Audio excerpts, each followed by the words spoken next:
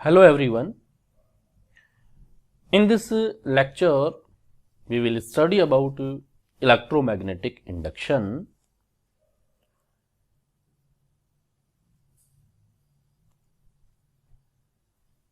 And the topics which I am going to discuss are Faraday's experiment,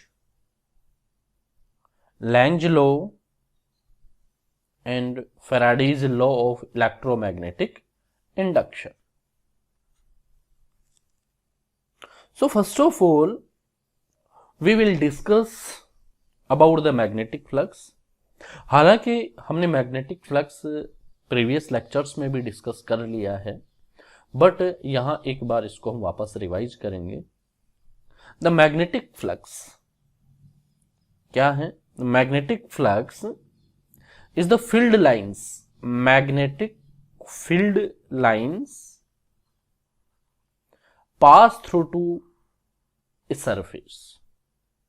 Means इस particular surface को कितनी magnetic field lines pass कर पा रही हैं. Okay, that is the magnetic flux and it is defined as the dot product of magnetic field vector and area vector. Means phi equals to b vector dot a vector, that is equals to phi equals to magnitude of b vector, magnitude of a vector and cos theta. Okay, where theta is the angle or orientation between magnetic field vector and area vector. And always remember friends, let we have the surface and its area vector. Always its area vector will be perpendicular to its surface.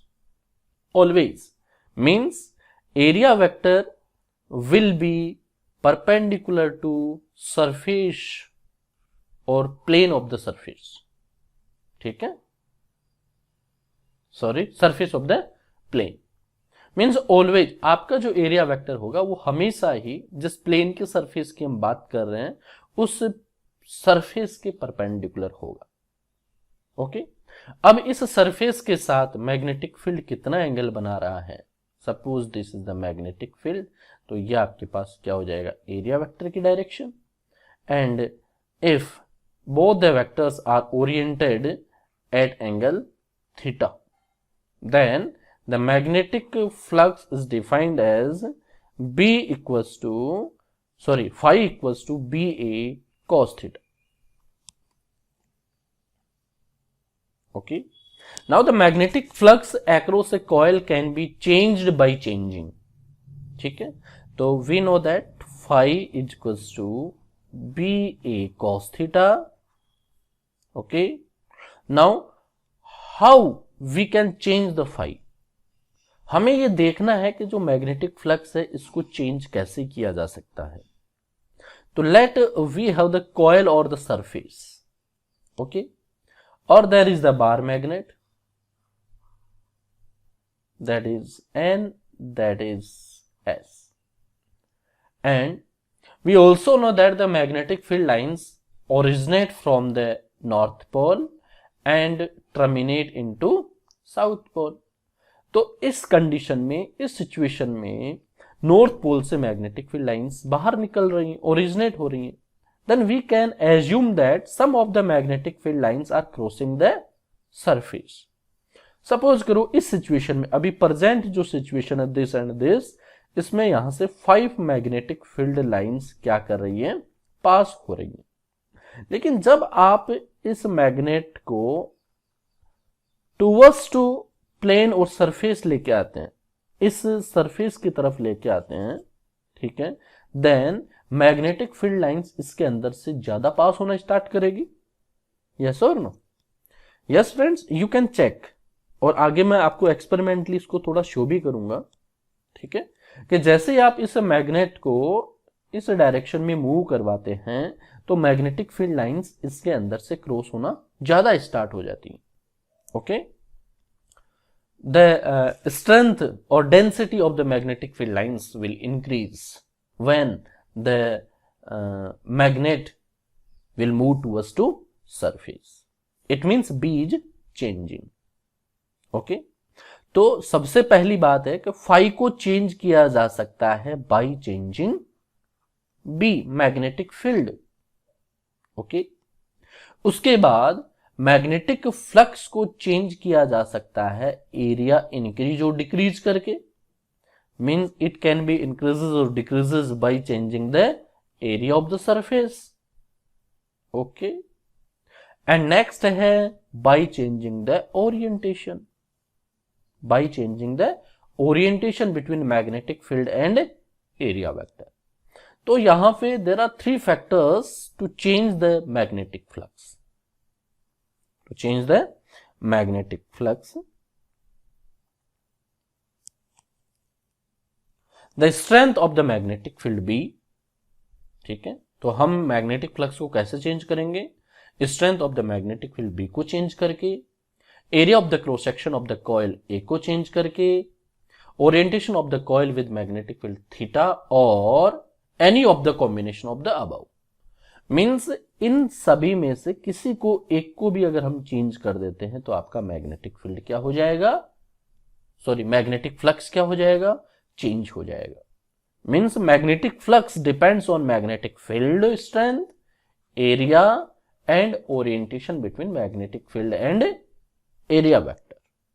ये सबसे important चीज है आज के lecture में जो हमें समझना है. जो हम फेराडेज एक्सपेरिमेंट स्टार्ट करने जा रहे हैं, उसका ऑब्जर्वेशन हम स्टार्ट करने जा रहे हैं, तो उसके लिए हमें ये समझना बहुत जरूरी है कि अगर आपका मैग्नेटिक फील्ड चेंज हो रहा है, अगर आपका एरिया चेंज हो रहा है और अगर orientation between magnetic field and area vector change हो रहा है, देन आपका फ्लक्स चेंज होगा.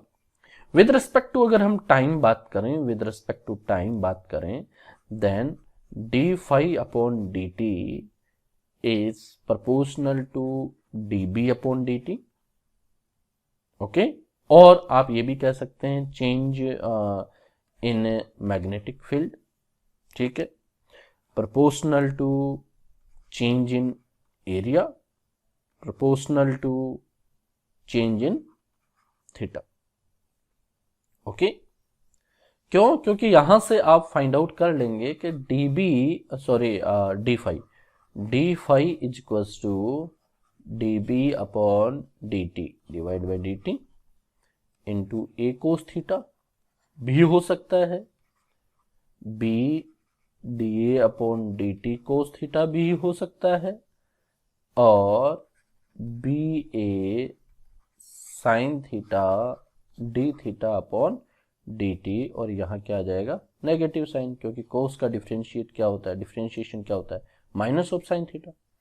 तो इन तीनों तरीके से हम क्या कर सकते हैं, आपका जो फ्लक्स है इस फ्लक्स को हम क्या कर सकते हैं, चेंज कर सकते हैं. ओके तो these 3 points are important.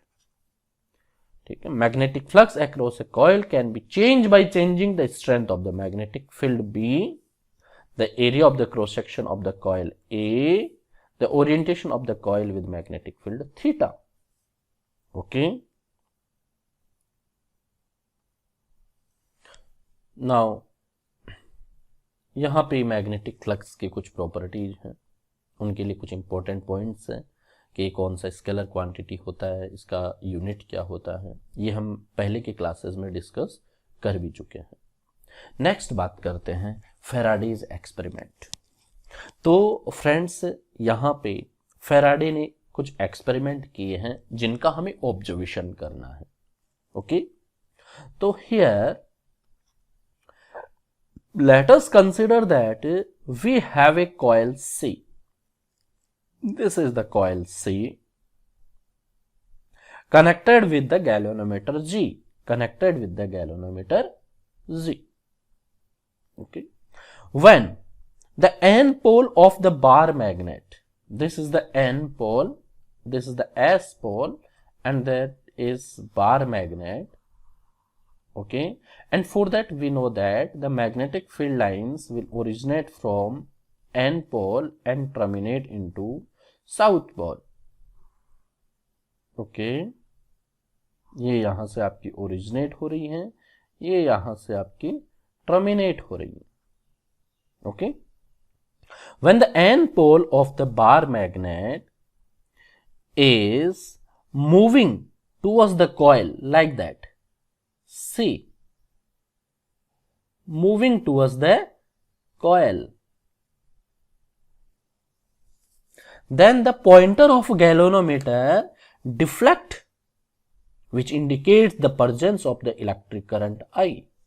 Again वापस से देखिए कि जैसे ही आपकी बार मैग्नेट कोयल के पास जा रही है, then see the galvanometer, needle को देखिए, नीडल क्या हो रही है, डिफ्लेक्ट हो रही है. नीडल क्या हो रही है, डिफ्लेक्ट हो रही है. ओके, और ये यहां आके क्या हो जाती है, अगर कॉन्स्टेंटली रुक जाती, स्टेडी स्टेट में आ जाती हैं. It is also observe that when the bar magnet is stationary, means यहां पर ये बार मैग्नेट स्टेशनरी हो गई आके, देन अगेन सी हियर, आपका जो डिफ्लेक्शन है वो वापस अपनी मेन पोजीशन पे आ गया.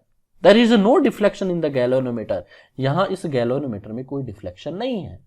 और आपका गैल्वेनोमीटर क्या बताता है, गैल्वेनोमीटर बताता है presence and direction of the current.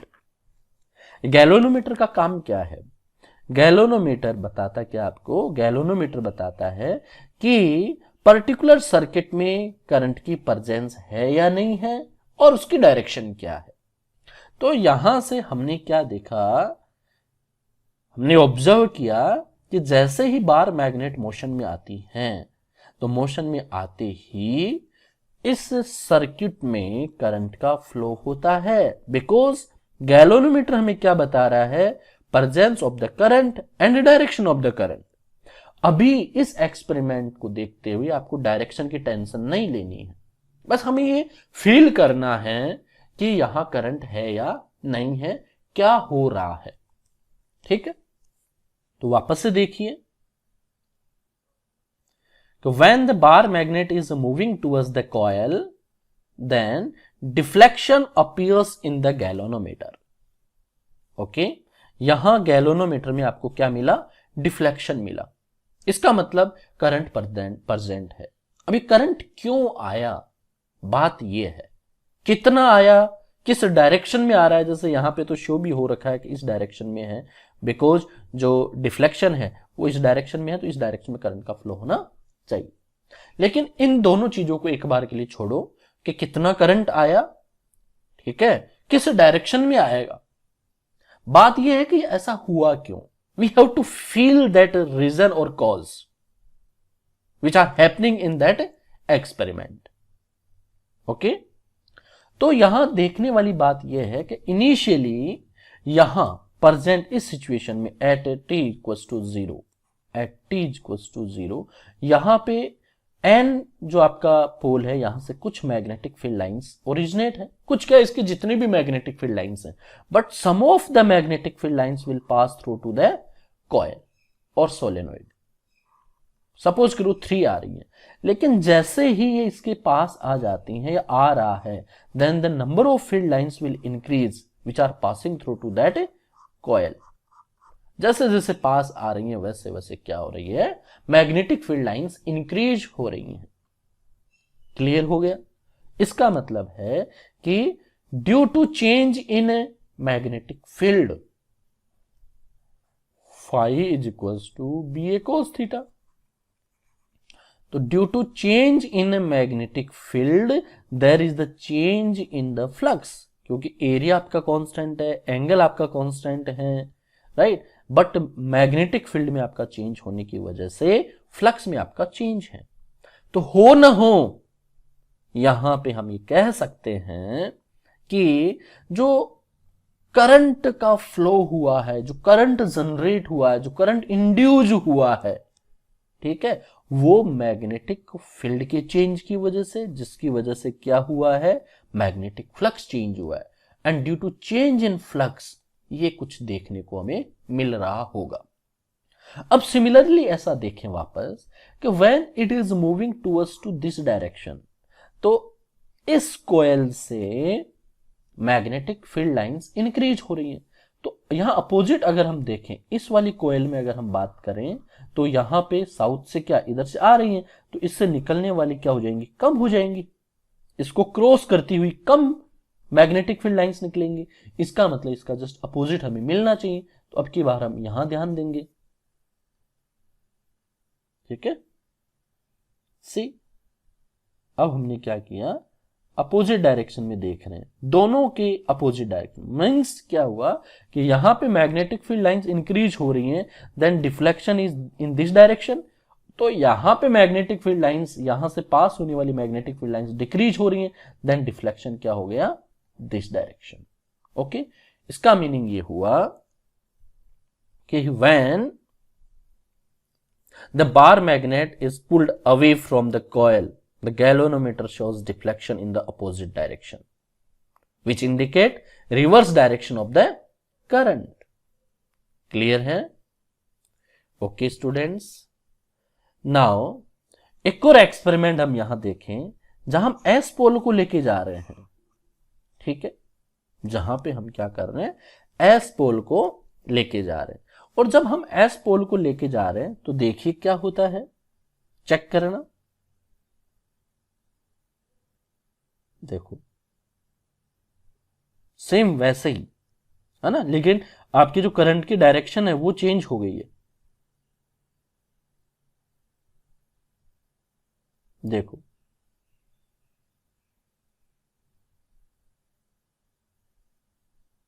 C, previous में जब हम एन पोल को लेके आ रहे थे तो उस सिचुएशन में आपकी जो डायरेक्शन थी वो क्लॉकवाइज थी, और यहां पे जो डायरेक्शन आपकी बन रही है वो डायरेक्शन आपकी क्या बन रही है, एंटी क्लॉकवाइज, इस डायरेक्शन में जा रहा है।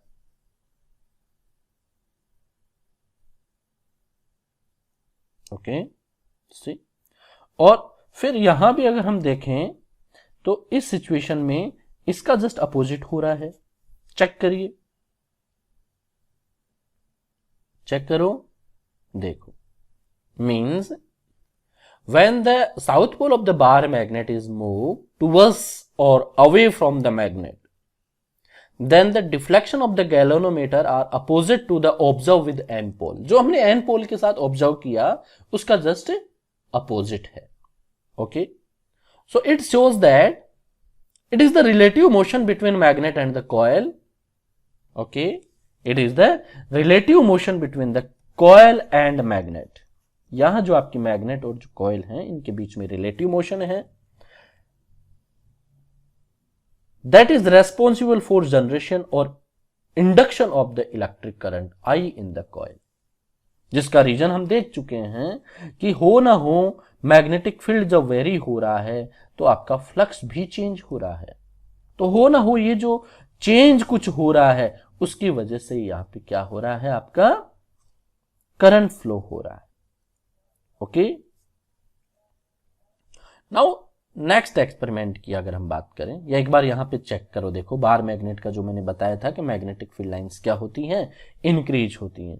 तो यहां से देखो, अभी सपोज करके चलो कि ये वाली मैग्नेटिक फील्ड लाइन इसके पास हो रही है। अब जैसे ही पास आती है तो देखो मैग्नेटिक फील्ड लाइंस इसमें से इंक्रीज हो रही है। ठीक है क्या नहीं है, देखो ये देखिए,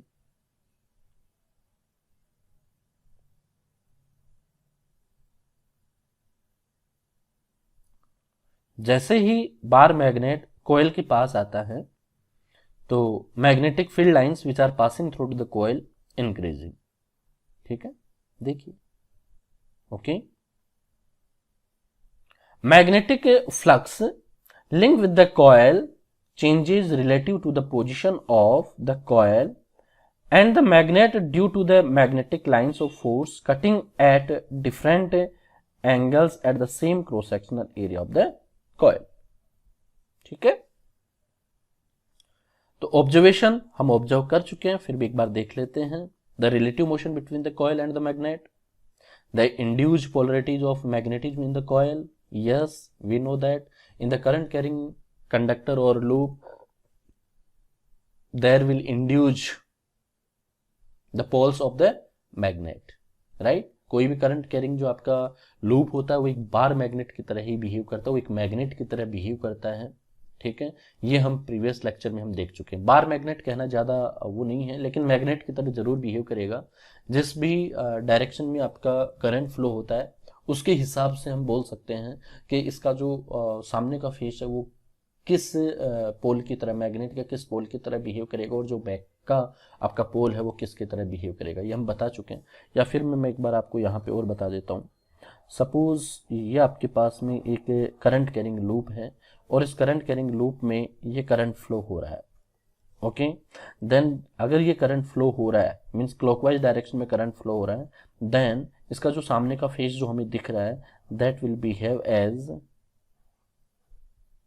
साउथ पोल, साउथ पोल की तरह बिहेव करेगा। याद रखने की जो ट्रिक है, आपने क्या किया, जैसे कहाँ फ्लो हो रहा है इसमें करंट, इधर जा रहा है और नीचे इधर आ रहा है, ये देखो ऊपर जा रहा है और फिर नीचे आ रहा है यहाँ से, ठीक है। तो अब इसको मिला दीजिए, तो ये किसकी तरह बिहेव करेगा, साउथ पोल की तरह बिहेव करेगा। ऐसे ही सपोज करो रिवर्स एंटी क्लॉकवाइज डायरेक्शन में आपका करंट फ्लो हो रहा है, तो एंटी क्लॉकवाइज डायरेक्शन में इसके लिए हम बात करें, इसके लिए तो ऐसे करंट जा रहा है, इसके लिए हम बात करें तो ऐसे करंट जा रहा है, ऐड कर दो। तो ये नॉर्थ पोल की, इसका जो फेस है जो हमें दिख रहा है, ये वाला जो सामने का फेस है, फ्रंट फेस है, वो किसकी तरह बिहेव करेगा, नॉर्थ पोल की तरह बिहेव करेगा, ठीक है। तो ऑटोमेटिकली जो पीछे वाला है वो किसकी तरह बिहेव कर जाएगा, आपका साउथ पोल की तरह बिहेव कर जाएगा, okay. The direction of the current through the galvanometer and the hence the deflection in the galvanometer, yes, क्योंकि जैसे ही करंट का फ्लो होगा तो गैल्वेनोमीटर का काम यही है, presence of the current and direction of the current बताना। That the induced current is available only as long as there is the relative motion between the coil and the magnet, yes। अगर friends आपका relative motion बंद हो गया, खत्म हो गया, अगर स्टेशनरी बन जाता आपका बार मैग्नेट, जो हमने पहले देखा भी है, तो वहां पे गैल्वेनोमीटर की जो नीडल है वो अपनी मेन पोजीशन पे वापस आ जाती है, उसका डिफ्लेक्शन 0 हो जाता है, ओके। ये कुछ इंपॉर्टेंट पॉइंट्स है कि हम कैसे कैसे रिलेटिव मोशन फाइंड आउट कर सकते हैं। Next, experiment number 2, okay।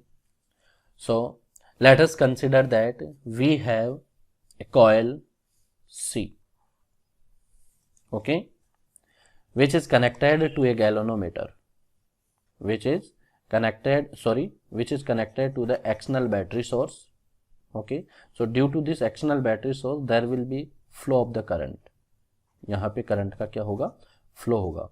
when the current will flow from that coil, then that coil will behave as a magnet, right? It means there will be the magnetic field lines due to this coil, and we have another coil which is connected to a galvanometer, ठीक है। Again हम वही करेंगे कि जब इन coils के बीच में relative motion देखते हैं, इन कॉइल्स के बीच में जब हम रिलेटिव मोशन देखेंगे तो जो मैग्नेटिक फील्ड लाइंस है, इसकी जो मैग्नेटिक फील्ड लाइंस है इस कॉइल से पास होंगी, ठीक है।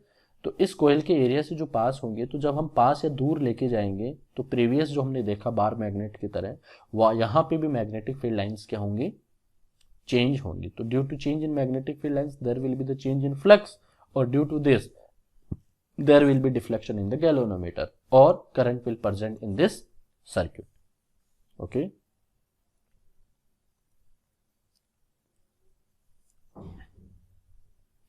तो जैसे ही इसमें करंट का फ्लो होता है, इसको हम पास लेके जाते हैं, तो देखिए क्या होता है, वापस से वही डिफ्लेक्शन, वही करंट, ठीक है। यहां से अभी आपकी जो की है वो ओपन है, यहां पे आपने करंट का फ्लो नहीं किया। जैसे ही आप करंट का फ्लो करेंगे, देखो यहां पे आपने की को क्या कर दिया, क्लोज कर दिया। नाउ यहां भी व्हेन द कॉइल, ये आपका C1 कॉइल है, ये आपका C2 कॉइल है। When C2 is moved towards to C1, then it is observed that pointer of a galvanometer is deflected in the direction which indicates the presence of the electric current. Similarly, when the coil C2, okay, is moved away from C1, then again pointer of galvanometer deflects but in opposite direction to the previous direction. Okay, it means the observation है वो क्या हो जाएगा, it shows that due to relative motion between the coil there is the induction of the electric current. और reality में हमने क्या देखा कि जो इस कॉइल से पास होने वाला, इस कॉइल का जो सरफेस एरिया, ये जो आपका एरिया है, ठीक है, इससे पास होने वाली मैग्नेटिक फील्ड लाइंस जैसे जैसे आपकी चेंज होती जा रही, जब आप पास लेके जाएंगे और जब आप इसको दूर लेके जाएंगे तो क्या होगा, magnetic field lines will change, और due to change in magnetic field lines there will be the change in flux, और हमने यही ऑब्जर्व, यही हमने फील किया है। ठीक है,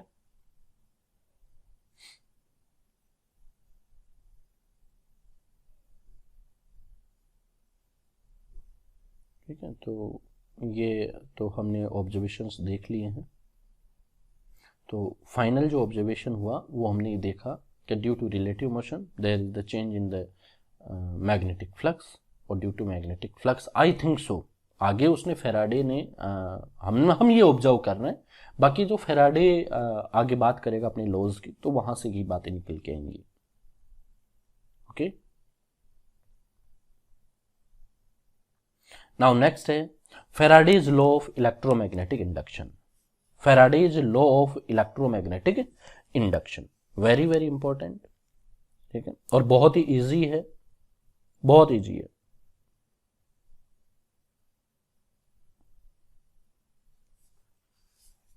तो क्या कहता है first law,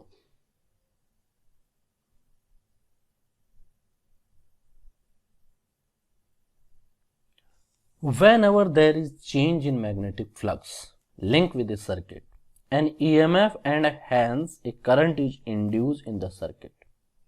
However, it lasts only so long as the magnetic flux is changing. Means ये तब तक ही होगा जब तक कि आपका मैग्नेटिक फ्लक्स जो है वो क्या हो रहा हो, चेंज हो रहा हो, उसके बाद नहीं। जैसा कि हमने प्रीवियसली अभी देखा भी कि जब बार मैग्नेट मूव कर रहा है देन गैल्वेनोमीटर में डिफ्लेक्शन शो हो रहा है, बट जैसे ही बार मैग्नेट रेस्ट में आता है, स्टेशनरी हो जाता है, गैल्वेनोमीटर का जो डिफ्लेक्शन है, जो नीडल है, वो अपने मेन पोजीशन पे आ जाती है। ओके,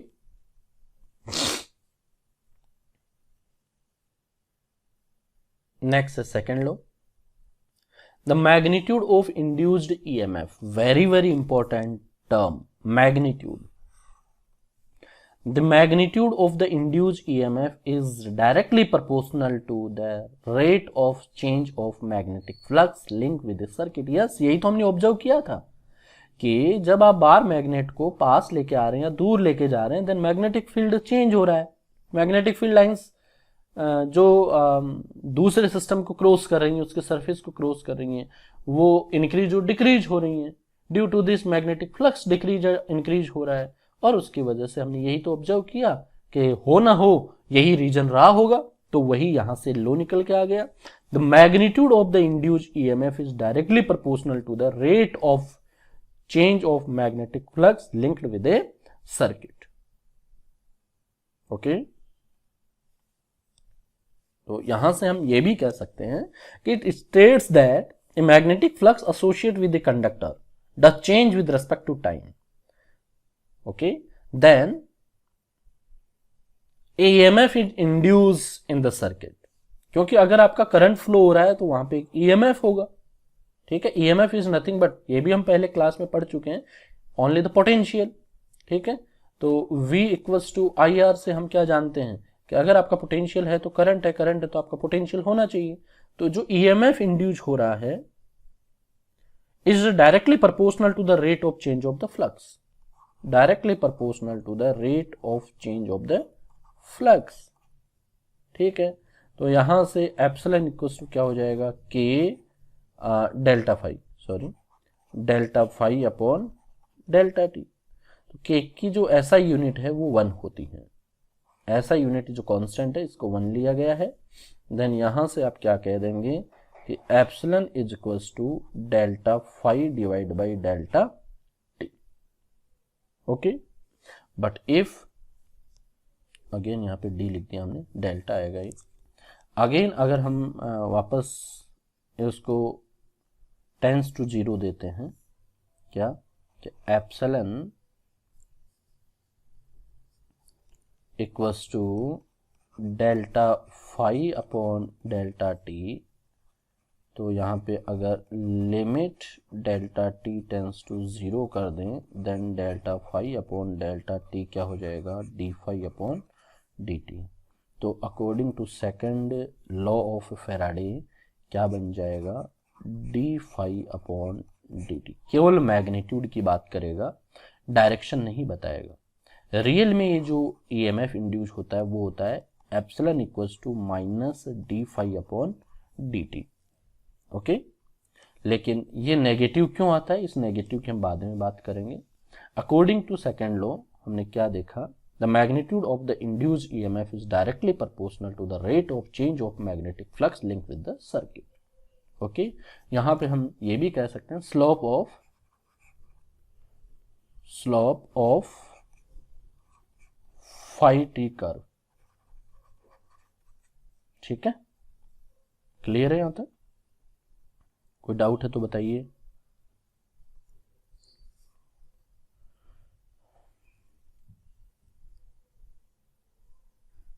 ओके,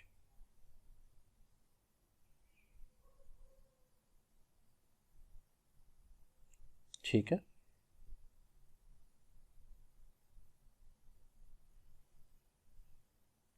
नेक्स्ट आता है आपका लेंज लॉ। लेकिन लेंज लॉ लेने से पहले एक डिस्कशन और करना चाहूंगा मैं कि अगर आपके पास कॉइल में नंबर ऑफ टर्न्स n हो तो जो फाई होगा वो बन जाएगा n D phi upon D T. तो according to Faraday second law of electromagnetic induction, जो ईएमएफ इंड्यूस हुआ है due to variation in magnetic flux, due to change in magnetic flux, that is equals to n D phi upon D T. Okay, n number of turns of the coil है। ठीक है, अब हम बात करते हैं लेंज लॉ की। तो लेंज लॉ क्या कहता है, देखो, the direction of the induced EMF और इंड्यूस्ड करंट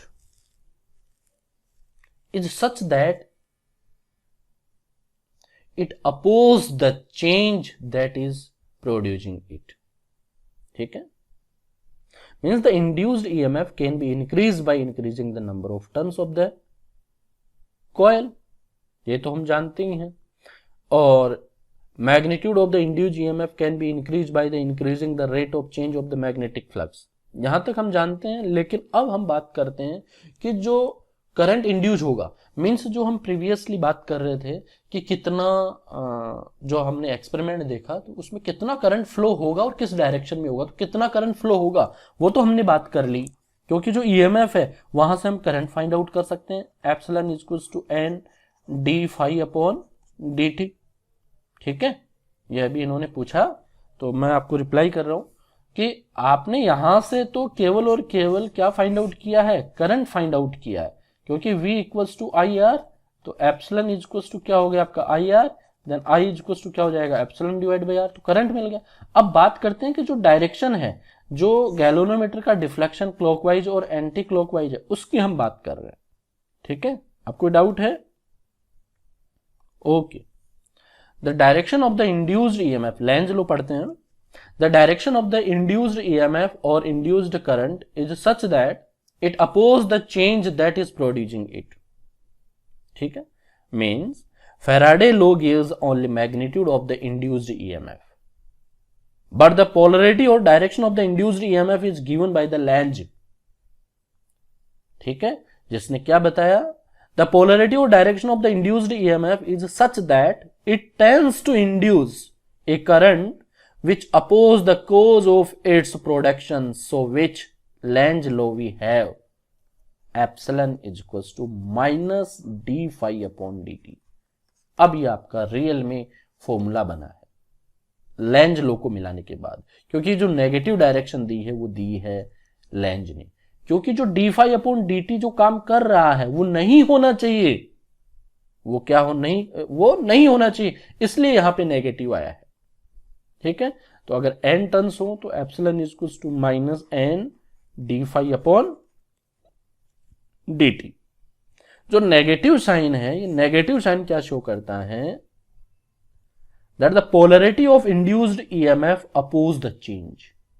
यानी जो आपकी डायरेक्शन ऑफ करंट होगी, डायरेक्शन ऑफ द जो करंट है वो इस तरह से होनी चाहिए कि जो चेंज आ रहा है उसका क्या हो, अपोज होना चाहिए। जो चेंज आ रहा है उसका क्या होना चाहिए, अपोज होना चाहिए। क्लियर हो गया? देखो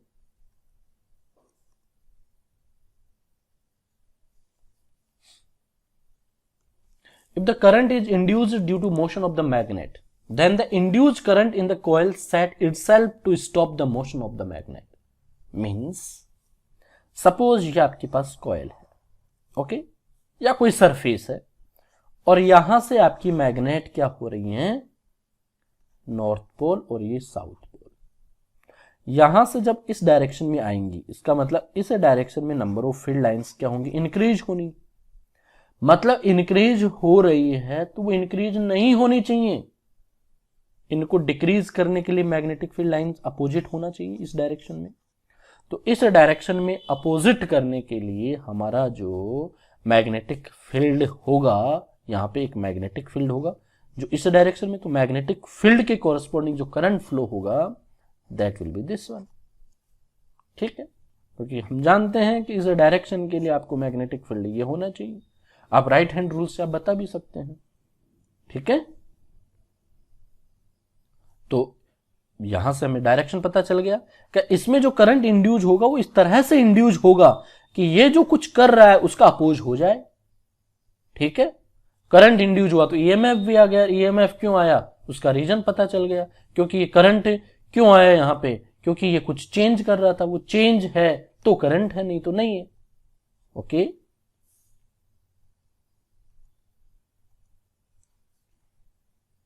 if the current is induced due to change in current in the primary coil, then induced current is such that it tends to stop the change. Yes. Lenz law and law of conservation. इससे पहले एक बार उधर हम direction की बात करते हैं। वापस से एक्सपेरिमेंट को देखिए कि यहां पे जो एन नॉर्थ पोल है, यहां से मैग्नेटिक फील्ड लाइंस इंक्रीज निकल रही है। जब इधर जाएगा तो मैग्नेटिक फील्ड लाइंस इस डायरेक्शन में क्या हो रही हैं, इंक्रीज हो रही है। मीन्स इंक्रीज नहीं होनी चाहिए, या इंक्रीज ना हो इसके लिए मैग्नेटिक फील्ड अपोजिट आना चाहिए। ठीक है, जो इस मैग्नेटिक फील्ड को क्या कर देगा, खत्म कर देगा। तो इस डायरेक्शन में आपका मैग्नेटिक फील्ड लाने के लिए हमें क्या करना होगा कि करंट इंड्यूज होगी, बिकॉज इस डायरेक्शन में क्या हो रहा है, मैग्नेटिक फील्ड इंड्यूज हो रहा है, और ये मैग्नेटिक फील्ड क्या करेगा, करंट इंड्यूस करेगा। किस डायरेक्शन में, this direction, according to right hand rule. Okay, अब यहां पे क्या हुआ, यहां पे कम हो रही थी इलेक्ट्रिक फील्ड लाइंस, यहां से जो क्रॉस हो रही थी ना वो मैग्नेटिक फील्ड लाइंस डिक्रीज हो रही है। तो ये क्या होनी चाहिए, इंक्रीज होनी चाहिए। इंक्रीज, क्योंकि जो हो रहा है उसको नहीं होना है, अपोज करना है। जो डिक्रीज हो रही है तो नहीं होनी चाहिए, तो इसको इंक्रीज करने के लिए मैग्नेटिक फील्ड क्या हो जाएगा, इस डायरेक्शन में। तो आपके पास क्या हो जाएगा, अपोजिट डायरेक्शन में फ्लो हो जाएगा करंट। अब करंट क्या हो जाएगा, अपोजिट डायरेक्शन में फ्लो हो जाएगा, क्योंकि इसका जस्ट अपोजिट होना है। ठीक है, ओके, कोई डाउट है फ्रेंड्स तो बताइए। तो नेक्स्ट चलते हैं, Lenz law and law of conservation of energy. तो जो आपका लेंज लॉ है वो law of conservation of energy पे बेस्ड है। Lenz law as a law of conservation of energy हम इसको रीड कर सकते हैं। ठीक है, तो लेंज लॉ आपका हो चुका है। अब हम बात करते हैं कि जो लेंज लॉ है उसमें law of conservation of energy का क्या रोल है। तो Lenz law does obey law of conservation of energy because to change the magnetic flux associate with coil. यहां पे ये आपके पास एक कॉइल है, ये आपके पास मैग्नेट है। जब ये टूवर्ड्स टू कॉइल और अवे फ्रॉम द कॉइल आ जा रहा है तो इसका मैग्नेटिक फ्लक्स क्या हो रहा है, चेंज हो रहा है। ठीक है, तो इसमें जो करंट इंड्यूस हो रहा है, करंट इंड्यूस इस तरह से होगा कि जो चेंज हो रहा है उसका अपोज हो। इसका मतलब हुआ कि because to change the magnetic flux associated with coil or circuit, an external work has to be done against to the force of attraction or repulsion. This work done is in the form of it. ठीक है ना? Mean हमें क्या करना होगा कि suppose करो कि इस डायरेक्शन में आ रहा है, अब इस डायरेक्शन में जब आ रहा है तो यहां पे जो करंट इंड्यूस होगा वो इसका अपोज करेगा, तो या तो वहां रिपल्सन होगा या अट्रैक्शन होगा, तो उसके अगेंस्ट हमें वर्क करना है। तो जो एक्सटर्नल वर्क हम कर रहे हैं वो बेस्ड है law of conservation of energy में, इस पे डिपेंड करता है। हमेशा उसकी जो एनर्जी है वो क्या होती है, कंजर्व होती है। इसको आप एक फॉर्मूले डेराइव करके भी हम इसको समझ सकते हैं। फॉर्मूला डेराइव, चलो एक बार इसका एनालिसिस करते हैं। ठीक है, इसका एनालिसिस करते हैं कि व्हेन ए कंडक्टर रोड, कोई भी कंडक्टिंग रोड ले लेते हैं, of resistance R is meant to execute motion in a uniform magnetic field, then motional EMF is induced across it as, ये मैं आपको आगे बताऊंगा कि जो मोशनल EMF होता है वो कितना होता है, वो होता है VBL। ठीक है, एप्सिलॉन इक्वल्स टू क्या बनता है, VBL। तो यहां से आई, ये हम आगे आगे स्टडी करेंगे मोशनल EMF। ठीक है, कि मोशन की वजह से जो आपका EMF इंड्यूस हो रहा है वो होता है VBL। V velocity, B magnetic field, L length of the bar magnet. ठीक है, तो यहां से जो करंट आएगा वो क्या हो जाएगा, एप्सिलॉन डिवाइड बाई आर, तो वो हो गया VBL डिवाइड बाई आर। ठीक है, where R is the resistance of the rod. Since every current carrying conductor does experience the magnetic force in magnetic field whose direction is given by Fleming's left hand rule. Father, mother and child, मैंने आपको बहुत बार समझाया है, father, mother and child. जो आपका left hand है उसका thumb, उसका फोर फिंगर और उसका जो सेंटर फिंगर है, इनको म्यूचुअली परपेंडिकुलर करिए आप। ठीक है, म्यूचुअली जैसे आप परपेंडिकुलर करते हैं तो म्यूचुअली परपेंडिकुलर हो गए, मान लीजिए इस तरह से। ठीक है, तो जो आपका ये थंब है वो फादर, फादर फॉर फोर्स, जो आपका फोर फिंगर है mother, mother for magnetic field, and C for current, child, child for current. ये डायरेक्शन हो जाएगी आपकी। So an external work has to be done against this force. यहां पे जो फोर्स लग रहा है उसके अगेंस्ट हमें एक वर्क करना होगा to provide the motion of the conductor. Then the rate of work done against this force क्या हो जाएगा, P एक्सटर्नल, क्या बन जाएगा, W अपॉन T, और W क्या होगा, F into x upon t. जो फोर्स यहां अप्लाई कर रहे हैं multiply by displacement divide by t, और जो फोर्स होता है करंट कैरिंग वायर में फोर्स क्या होता है, ILB into x divide by T. तो यहां से क्या हो गया, ILB इंटू V। ठीक है, तो जो P एक्सटर्नल है, ठीक है, तो जो P एक्सटर्नल है, सॉरी यहां पे जो V है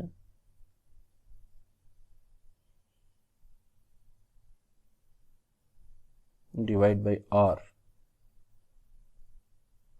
ये रहा आपका करंट, ये रहा ना आपका। ठीक है, तो करंट क्या है यहाँ पे, ये रहा I, तो VBL divide by R into LBV। तो वापस से क्या बन गया, हमने क्या किया, इस करंट की वैल्यू रख दी यहां से।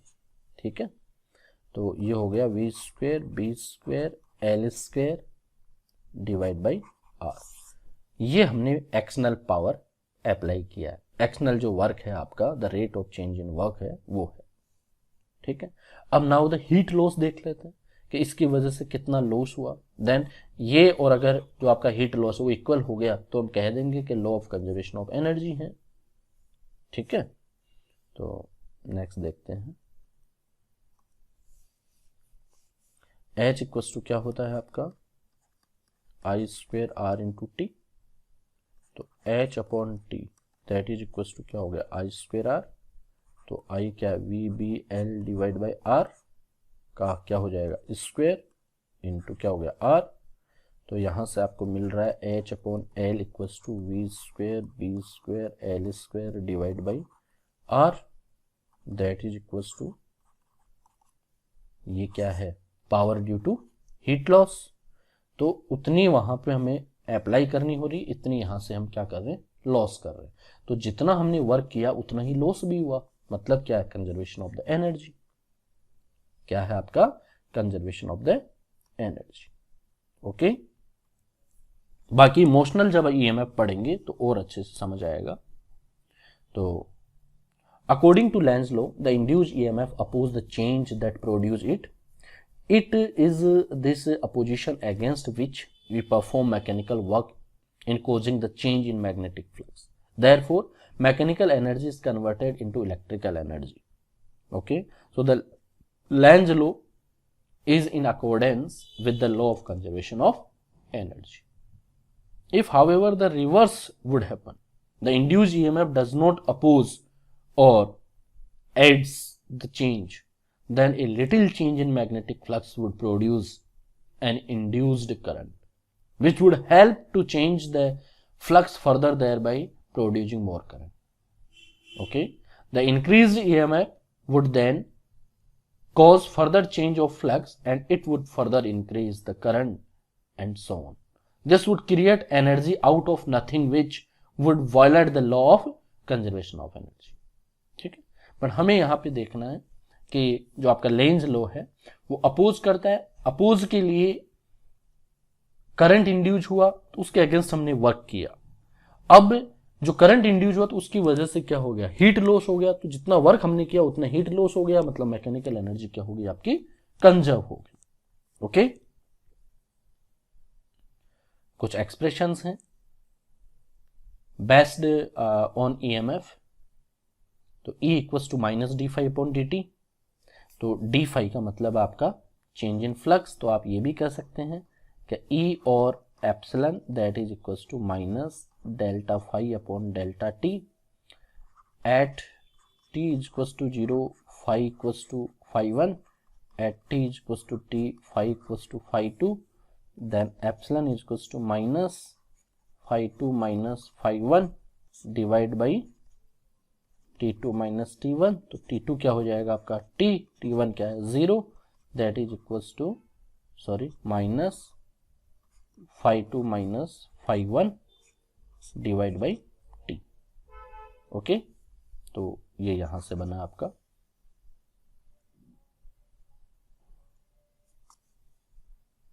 Now for n number of turns of the coil, n से मल्टीप्लाई कर देंगे।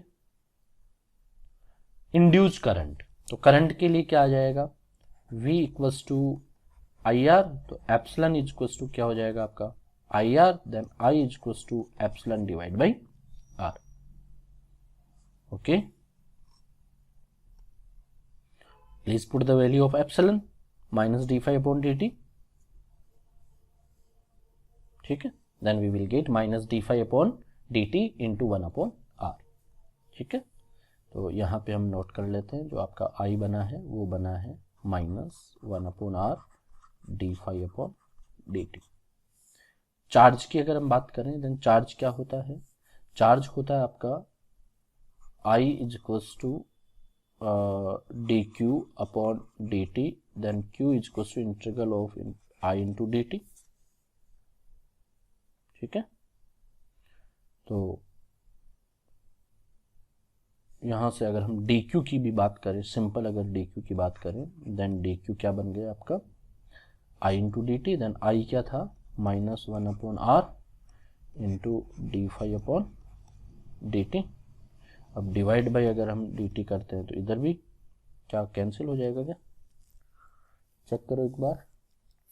अच्छा सॉरी, यहाँ dq मल्टीप्लाई हो रहा है, देखो I इंटू डी टी, यहाँ डी टी तो कैंसिल होके dq इक्वल्स टू क्या हो गया आपका minus d phi upon R, change in flux divide by are.